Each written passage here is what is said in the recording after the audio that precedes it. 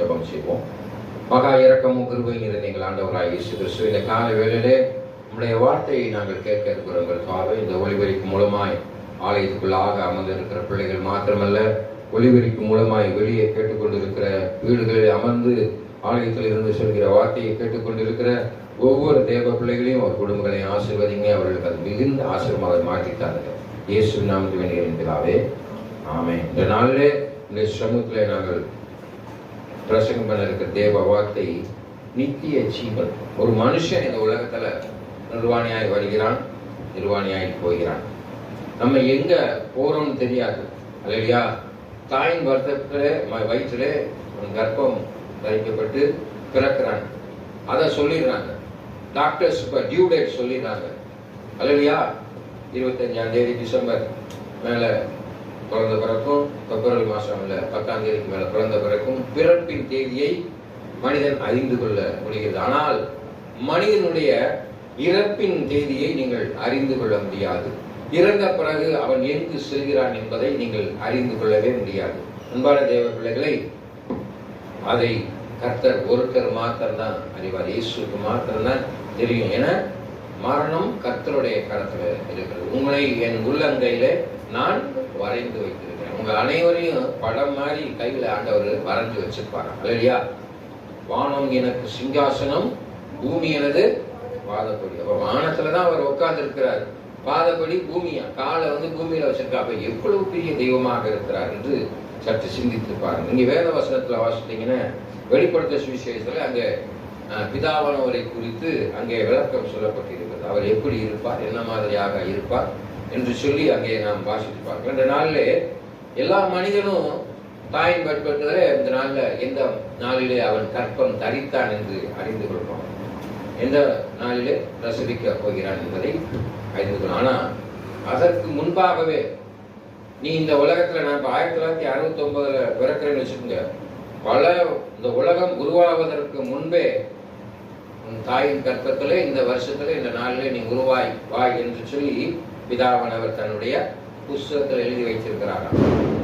இங்க அமர்ந்திருக்கிற பால்பாண்டி சரி, அன்னையும் சரி, இவங்க எல்லாரும் எந்த வருஷத்துல எந்த தேதியில பிறப்பீங்கன்னு பல நூற்றாண்டுகளுக்கு முன்பாக, இந்த இலவம் உருவாவதற்கு முன்பாகவே அங்கே அறிந்திருக்கிறது என்று சொல்லப்பட்டிருக்கிறது. ஆமென். எவ்வளவு ஒரு அதிசயமான ஒரு காரியம், அற்புதமான ஒரு காரியம். வேதவசனர் சொல்லி, நான் சொல்லவில்லை.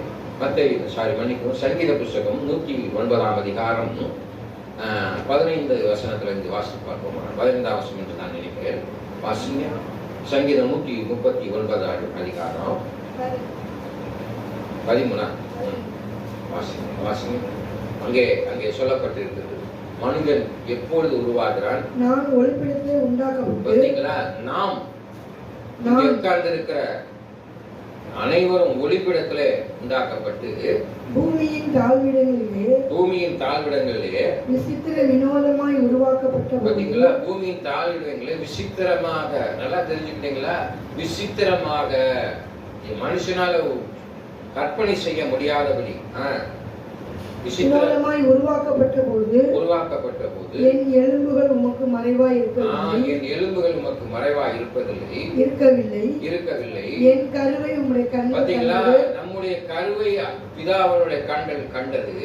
என் அவயங்களில் ஒன்றாயிலும். பாத்தீங்களா? நம்ம அம்மா வயிற்றுல அவயங்களில் ஒன்றாயிலும் உருவாவதற்கு முன்பே இல்லாத போதே அவைகள் அனைத்தும். பாத்தீங்களா? அவை அனைத்தையும், கண்ணு, மூக்கு, வாய், பால்பாண்டி மூக்கு இப்படிதான் இருக்கும், பால்பாண்டி கண்ணு இப்படிதான் இருக்கும், பால்பாண்டி காது இப்படிதான் இருக்கும், கை கால் இப்படிதான் இருக்கும்னு சொல்லி என்ன செஞ்சிருக்காரு? அவைகள் அனைத்தையும் உருவேற்படும் நாட்களும். பாத்தீங்களா? எந்த நாள்ல உங்க அம்மா வயிற்றுல கரு தற்பைங்க, கரு உருவாகும் சொல்லி ஒரு புத்தகத்தில் எழுதி இருக்கு. பாத்தீங்களா? அவருடைய புத்தகத்துல எழுதி வச்சிருக்கிறார். ஆமென். ஆமென் சொல்லுங்க. அல்லேலூயா சொல்லுங்க. அல்லேலூயா. பாத்தீங்களா? பால்பாண்டி எவ்வளவு ஆச்சரியம் பாருங்க. நீங்க எப்ப உருவாவீங்க உங்க அம்மா வயிற்றுல, உங்க கை கால் எப்படி இருக்கும் என்ன என்று சொல்லி தெய்வம் புஸ்தகத்துல எழுதி வைத்திருக்கிறது. ஆமென். அல்லேலூயா. ஆனால் மனிதன் இந்த உலகத்துல நிர்வாணியாய் வருகிறான், நிர்வாணியாய் போகிறான். அப்ப எல்லாத்தையும் ஆண்டவர் அறிந்து வச்சிருக்கா, தெரிஞ்சு வச்சிருக்கா. உங்களுக்கு தெரியுது, அம்மா வயிற்றுல நம்ம நான் 15/6/1900 பிறந்தேன் என்றால் 1 வருஷத்திற்கு முன்பாக என் தாயின் வயிற்றிலே நான் கற்பம் தெரிவித்திருக்கிறேன் என்று எனக்கு தெரியும். என் தாய் தகப்பனுக்கு தெரியும். இப்ப நான் உங்களுக்கு சொல்றேன், உங்களுக்கும் தெரியும். உங்களுடைய பிறப்பு அறிந்திருக்கு. ஆனால் மனிதனுடைய இறப்பை நாம் அறிந்து கொள்ள முடியாது. அல்லையா? ஆனால் மனிதன் இறந்த பிறகு அவன் எங்கு செல்கிறான், எங்கு செல்ல வேண்டும் என்பதை குறித்து இந்த நாளிலே நாம் தியானிக்கிறோம். அவர் பரமேறுவதற்கு முன்பாக இயேசு கிறிஸ்து 2024 வருடங்களுக்கு முன்பாக சிலுவையிலே அடிக்கப்பட்டார், நொறுக்கப்பட்டார். எதற்காக வந்தார், என்ன நோக்கத்திற்காக வந்தார் என்று சொல்லி அங்கே வேதத்தில் சொல்லியிருக்குது. யோவான் 3ஆம் அதிகாரம் 17ஆம் வசனத்தை வாசித்து பார்த்தீர்கள் என்றால் அங்கே தெளிவாக சொல்லியிருக்கிறது.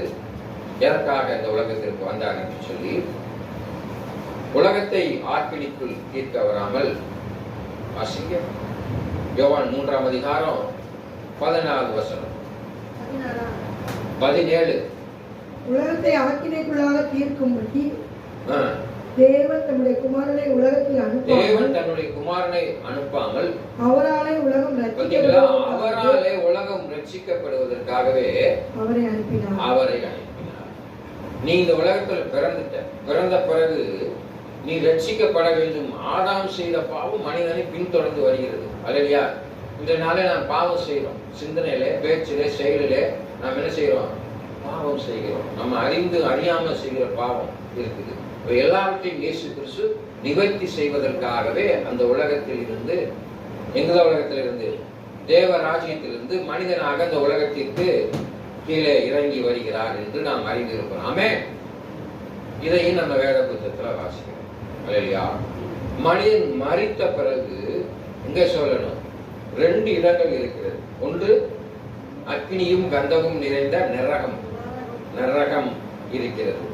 இன்னொன்னு எப்பொழுதுமே பசி இருக்காது, தூக்கம் இருக்காது, எப்பவுமே சந்தோஷம் சமாதானம் இருக்கக்கூடிய பரலோக ராஜ்யம். ஆமென். இயேசு கிறிஸ்து பரமேறிய போது அவர் சொல்கிறார், உங்களுக்காக நான் ஒரு ஸ்தலத்தை ஆயத்தப்படுத்த போகிறேன், ஒரு இடத்தை நான் ஏற்படுத்த போறேன். அதுதான் பரலோக ராஜ்யம். இயேசுனுடைய பிள்ளைகளாக இருக்கிற நீங்க பரலோக ராஜ்யத்துக்கு வர வேண்டும் என்பதற்காகவே அவர் இந்த உலகத்துக்கு வந்தார். யோவான் 3:16 வாசிப்பாங்க. தேவன் தம்முடைய ஒரே பேரான குமாரனை விசுவாசிக்கிறவன் எவனோ, பாத்தீங்களா? இயேசு கிறிஸ்துவை யாரெல்லாம் விசுவாசிக்கிறீங்களோ அவன் கெட்டு போகாமல் நித்திய ஜீவனை அடையும்படிக்கு அவரை தந்தருளி இவ்வளவாய் உலகத்தில் அன்பு கொண்டார். உலகத்தில் இருக்கிற அனைத்து ஜனங்களும் ஒருத்தரும் தான் படைத்த, நீங்க எல்லாரும் நீனும் நானும் இயேசு கிறிஸ்துவால் படைக்கப்பட்டிருக்கிறோம், பிதாவால் படைக்கப்பட்டிருக்கிறோம். ஒருத்தன் கூட கெட்டு போகக்கூடாது. எல்லோரும் தேவராஜ்யத்திற்கு நித்திய ஜீவனை பெற்றுக்கொள்ள வேண்டும், அழியா வாழ்வை பெற்றுக்கொள்ள வேண்டும் என்பதற்காகவே தன்னைத்தானே ஒப்புக்கொடுத்தார். இதை நீ ஏன் விசுவாசிக்கணும்னு சொல்றாரு பார்த்தீங்கன்னா, எப்படி விசுவாசிக்க வேண்டும் என்று சொல்லி அங்கே சொல்லப்பட்டிருக்கிறது. நித்திய ஜீவனை நீ சுதந்திரித்துக் கொள்ள வேண்டும் என்றால், பரலோக ராஜ்யத்திற்கு நீ செல்ல வேண்டும் என்றால், அழியாத வாழ்வை நீ பெற வேண்டும் என்றால், கலாத்தியர் புத்தகம் 2ஆம் அதிகாரத்தை ஒவ்வொரு கிறிஸ்தவனும் தன்னுடைய வாழ்க்கையில் இயேசுவை சொந்த இரட்சகராக ஏற்றுக்கொண்டால் மாத்திரம் போதாது, கிறிஸ்தவத்தை உன் வாழ்க்கையை நீ நடைமுறைப்படுத்தினாலும் போதாது. இந்த கலாத்தியர் 2:20 நீ விசுவாசிக்க வேண்டும். நீ விசுவாசித்தால் தேவ மகிமையை காண்பாய் என்று வேத வசனம் சொல்லுது. வாசிங்க கலாத்தியர். கிறிஸ்துவுடனே கூட சிலுவையில் அறையப்பட்டீங்களா? 2024 வருடங்களுக்கு முன்பாக இயேசு கிறிஸ்து மனிதனாக அவதரித்து கிறிஸ்துவுடனே கூட சிலுவையிலே அறையப்பட்டு ஆயினும் பிழைத்து இருக்கிறேன். இயேசு கிறிஸ்துவுக்கு முன்னால நீங்க என்ன, அவர் அடித்ததன் நோக்கம் நீனும் உன்னுடைய பாவமும் அடிக்கப்பட்டது என்று சொல்லி, இனி நான் அல்ல. பாத்தீங்களா? கிறிஸ்துவே உனக்குள். இயேசு கிறிஸ்து 2004 வருடம் உனக்காக அடிக்கப்பட்டார். அந்த வார்த்தையை நீ விசுவாசிக்க வேண்டும். இயேசுவோடு சேர்ந்து நானும் சிலுவையிலே அடிக்கப்பட்டேன், என்னுடைய பாவமும் இயேசு கிறிஸ்துவோடு என்ன செய்யப்பட்டது? துளைந்து போயிற்று. ஆமென். வாசிங்க. நான் இப்பொழுது மாம்சத்தில், பாத்தீங்களா? இப்ப இந்த நேரத்துல நம்ம சதையும் மாமிசமாய் பிழைத்திருப்பது என்னில் அன்பு கூர்ந்து. பாத்தீங்களா? உனக்காக எனக்காக அவர் அதிக அன்பு வைத்திருந்த நோக்கம், என்னில் அன்பு கூர்ந்து தம்மை தாமே, பாத்தீங்களா? அவரையே தம்மை தாமே எனக்காக தம்மை தாமே ஒப்பு கொடுத்த தேவனுடைய குமாரனை பற்றிய விசுவாசத்தினாலே தேவனுடைய குமாரனை பற்றிய விசுவாசத்தினாலே இயேசு கிறிஸ்து எனக்காக தான் வந்தார், என் பாவத்திற்காக வந்தார். ஆகையால் 2024 வருடங்களுக்கு முன்பாக அவரோடு சேர்ந்து நானும் சிலுவையிலே அறையப்பட்டு என்னுடைய பாவங்கள் அனைத்தும் அவர் நீக்கினார் என்று சொல்லி விசுவாசித்தேன்.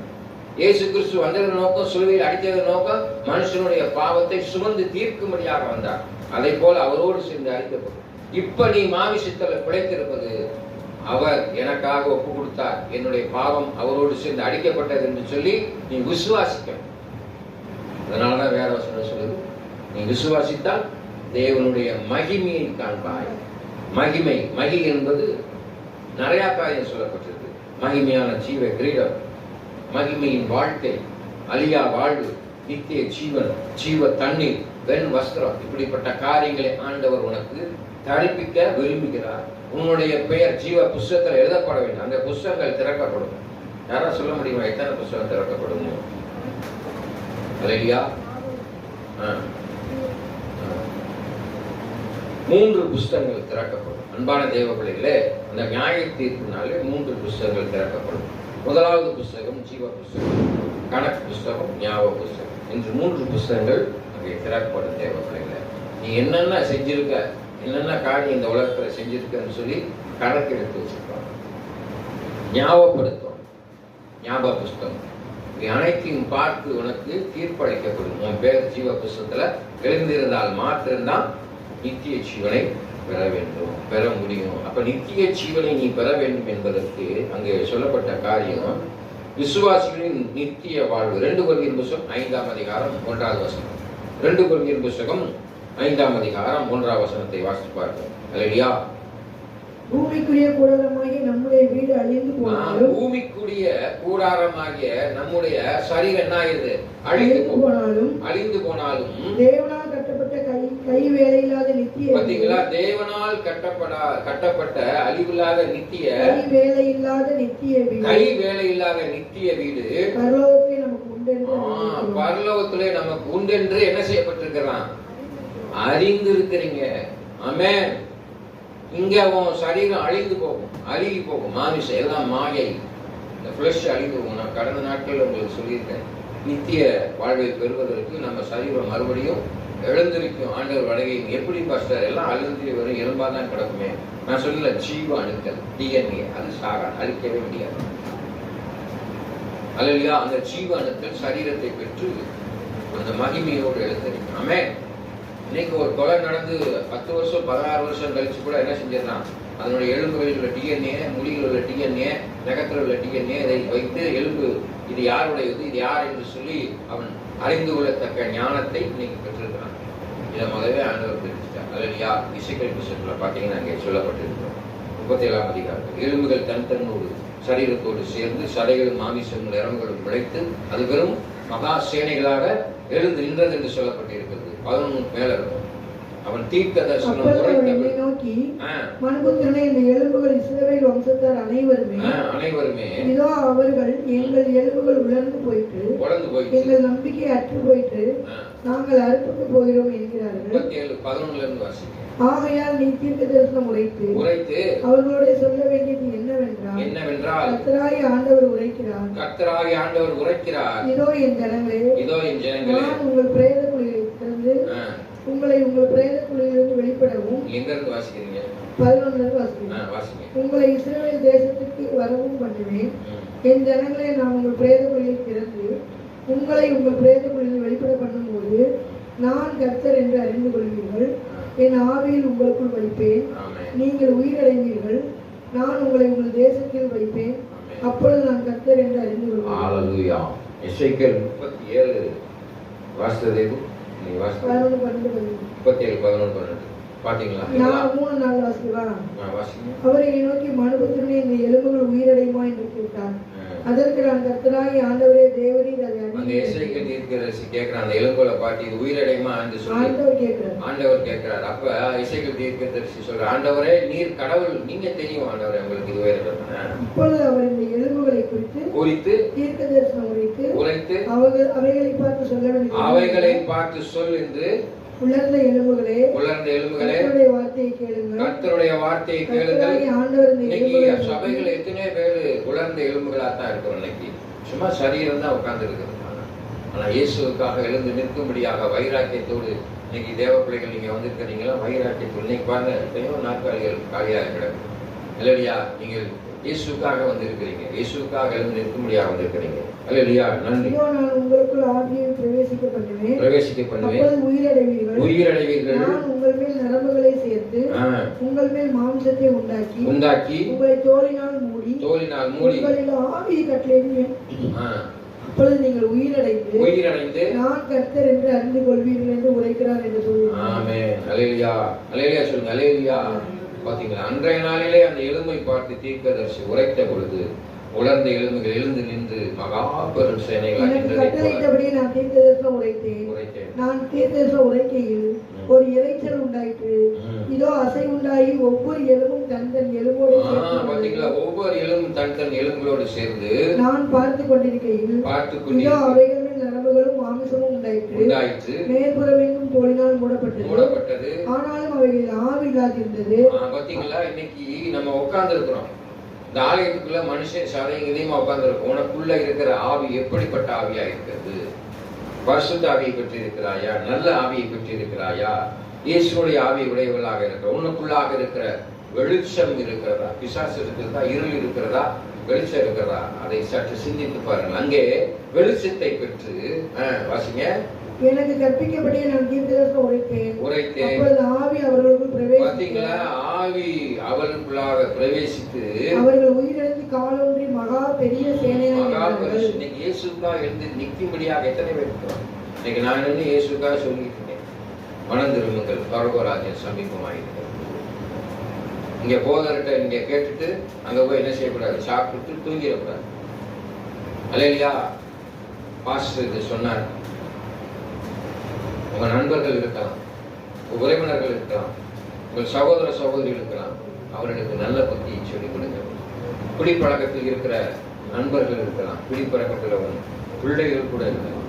குடியிலிருந்து விடுதலை பெற வேண்டும் என்றால் அவர்களிடத்துல நீங்கள் அவர்களுக்காக சில பேர் கேட்க மாட்டாங்க. நமக்கு வேலை வெட்டி இல்லை, சும்மா எப்ப பார்த்தாலும் குடிக்க அடைச்சி அவர்கள் அப்படி சொல்லக்கூடியவர்களுக்காக நீங்கள் முழங்கால் படிக்கிட்டு ஆண்டவரிடத்துல வேண்டுவீர்களால் ஆண்டவர் அவர்களை திருத்துவார். ஆமென். ஒன்னால திருத்த முடியாது, இயேசுவால திருத்த முடியும். அவர்களுக்காக நீங்க ஜெபம் பண்ணும் பொழுது அங்கே அற்புதம் நடக்கும், அதிசயம் நடக்கும். இயேசு அவரிடத்துல சென்று பேசுவார்.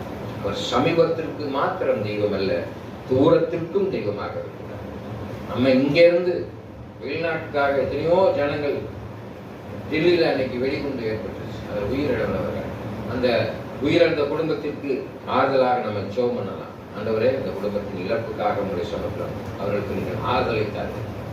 தெய்வம் அவர்களுக்கு ஆறுதலை கொடுக்கும். வியாதியாய் தூரத்தில் இருக்கிறவங்களுக்காக ஜெபம். நம்ம சொந்தக்காரங்க இப்ப ஐயம்பாளையத்துல நம்ம ஐயா இருக்காருன்னு வச்சுக்கோங்க, அவருடைய உறவினர்கள் வெளியூர்ல இருக்காங்க, ஐயோ தூரத்துல இருக்காங்க. ஆண்டவரே, இங்க கேள்விப்படுறீங்க, அவங்களுக்கு சுகங்களை என்று கேள்விப்படுகிறீர்கள். இப்போ இயேசுட்ட ஜெபம். இயேசுவே, அவனுக்கு வியாதி இருக்கிறது, என்ன வியாதி என்று நான் அறியேன், இங்க உங்களுக்கு தெரியும், அந்த வியாதியை சுகப்படுத்துங்க என்று சொல்லி நீங்க ஜெபம்னீங்கன்னா ஆண்டவர் கேட்பார். நம்பிக்கை, விசுவாசம். ஆமென். இந்த வேதவசனம் சொல்லுது. பிலிப்பியர் 3:20 வாசிங்க. பிலிப்பியர் 3ஆம் அதிகாரம் 20வது வசனத்தை வாசித்து பார்ப்போம். நம்முடைய குடியிருப்பு பரலோகத்தில் இருக்கிறது. பாத்தீங்களா, நம்மளுடைய குடியிருப்பு இங்க இல்லைங்க, இது தற்காலிகமானது. அல்லேலூயா. அங்கே இருந்து கர்த்தராகிய இயேசு கிறிஸ்து நம் இரட்சகர் வர எதிர்பார்த்துக் கொண்டிருக்கிறோம். அங்கே இருந்து கர்த்தராகிய இயேசு கிறிஸ்து என்னும் இரட்சகர் வர நம்ம என்ன செய்துட்டு இருக்கோம்? எதிர்பார்த்து கொண்டிருக்கிறோம்.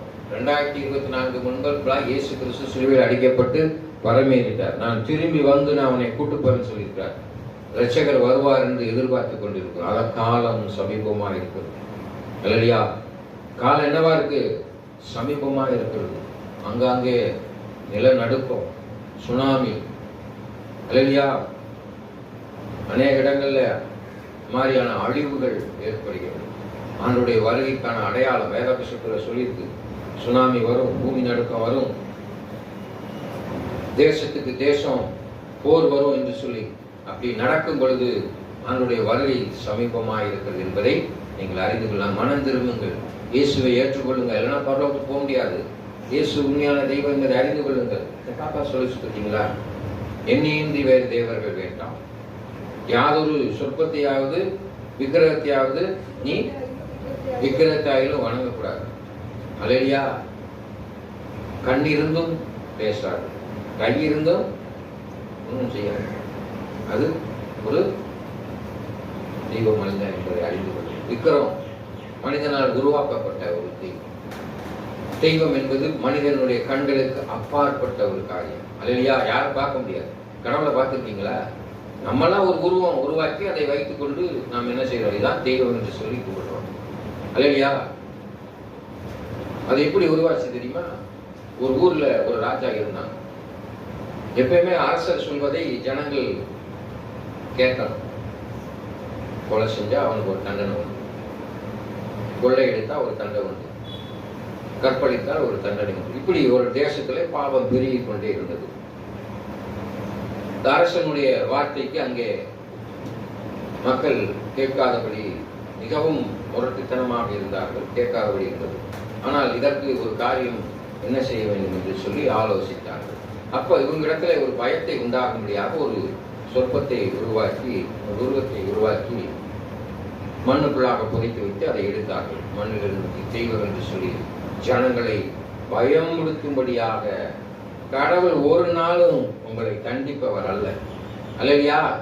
ஒரு நாள் தெய்வம் உங்களை தண்டிக்காதுங்க. அதனாலதான் பேரன்பு கொண்டு இயேசு கிறிஸ்து இந்த உலகத்திற்கு வந்தார். தெய்வம் தண்டிக்குமா? தண்டிக்கவே தண்டிக்காது. அவர் மன்னிக்கும் தெய்வமாக இருக்கிறார். அல்லையா? இயேசு உங்களை மன்னிக்கக்கூடிய தெய்வமாக. நம்ம செய்யற தப்ப மன்னிப்பார். வேதவசனம் சொல்லுது. எப்படி மன்னிப்பார்? உங்களுக்கு விரோதமாய் பேசுகிறவர்களை நீங்க மன்னிக்கணும், உங்களுக்கு விரோதமாய் செய்வர்களை நீங்கள் மன்னிக்கணும். வேதவசனம் சொல்லுது, நீங்கள் பிறனுடைய தப்புதங்களை மன்னியாதிருந்தால் பரமபிதா உங்களுடைய தப்பிதங்களை மன்னிக்க மாட்டார். அப்ப நம்முடைய தப்பிதங்களை தப்பிதம் என்பது பாவத்தை குறிக்கக்கூடிய ஒரு காரியம். அப்ப அவன் செய்கிற, உனக்கு விரோதமாய் பேசுகிற, உனக்கு விரோதமாய் செய்கிற பாவத்தை நீ மன்னித்தாதான் ஆண்டவர் நீ செய்கிற பாவத்தை மன்னிப்பார். ஆமென். சிம்பிள். ஆமென். அங்கே வேதவசனம் சொல்லும். விசுவாசிகளுடைய நம்பிக்கை. யாருடைய நம்பிக்கை? விசுவாசிகளுடைய நம்பிக்கை. கலாத்தியர் 5ஆம் அதிகாரம் 5வது வசனம். கலாத்தியர் 5ஆம் அதிகாரம் 5வது வசனத்தை வாசிங்க. நிறைய ஆமென். Price father. கலாத்தியர் புத்தகம் 5ஆம் அதிகாரம். நாங்களோ நீதி கிடைக்கும் என்று ஆவியை கொண்டு விசுவாசத்தினால் நம்பிக்கையோட காத்திருக்கிறோம். பாத்தீங்களா? விசுவாசத்தினால் நம்பிக்கையோட என்ன செஞ்சுக்கிட்டு இருக்கோம்? காத்திருக்கிறேன். என் வாழ்க்கையில ஒரு நீதி கிடைக்கும், நான் நல்லவனா இருக்க விரும்புகிறேன், நான் நல்லவனா இருக்கிறேன், அதனால எனக்கு பரலோக ராஜ்யத்தை சுதந்திரித்துக் கொள்ள ஒரு நீதி கிடைக்கும் என்று சொல்லி நம்பிக்கையோடு. பார்த்தீங்களா? அங்க எண்ணத்தோட இருக்கீங்க. நம்ம யாராவது நரகத்துக்கு போகணும்னு விரும்புவோமா? விரும்பவே மாட்டோம். நரகம் கொள்ளாத ஒரு காரியம். அங்கே அக்னியும் கந்தமும் நிறைந்ததா இருக்குமா? தீக்குள்ள நம்மளை போட்டு, நம்ம சின்ன பிள்ளைகள் நம்மளுக்கு சொல்லியிருப்பாங்க, தீக்குள்ள போட்டு நம்மளை வறுப்பாங்க. நம்ம பூமியை எத்தனையோ மீட்டர் தோண்டி இருக்கும் போது, அந்த ஒரு ரஷ்யாவில் ஏதோ ஒரு தேசத்துல நினைக்கிறேன், ஆழமா ஆழ்குழாயில போடும்போது அங்கே மனிதர்கள் அலறக்கூடிய சத்தம் கேட்டது என்று சொல்லி அங்கே அவர்கள் சொன்னாங்க, அறிந்திருக்கிறாங்க. அலறல் சத்தங்கள், அழுகிற சத்தம், அழுகையும் பற்கடிப்பும் நிறைந்த இடம். ஒரு தீயில நம்மளுக்கு கையை சுட்டவனே எவ்வளவு வேதனையா இருக்கும். ஆனா நீங்க மொத்த சரீரமும் உங்களோட தீக்குள்ள இருக்கும், ஆனா உங்க சரீரம் வேகாது. எவ்வளவு வேதனையா! அந்த மாதிரியான இடத்துக்கு நீங்க போக விரும்புறீங்களா?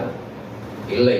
எப்பவும் பசி இல்லாம, தூக்கம் இல்லாம, சந்தோஷமாய் சமாதானத்தோடு பாடிக்கொண்டு ஆடிக்கொண்டு இருக்கிற இடத்துல தான் நம்ம விரும்புவோம். அப்படிப்பட்ட இடம்தான் பரலோக ராஜ்யம், அழிவில்லாத வாழ்வு.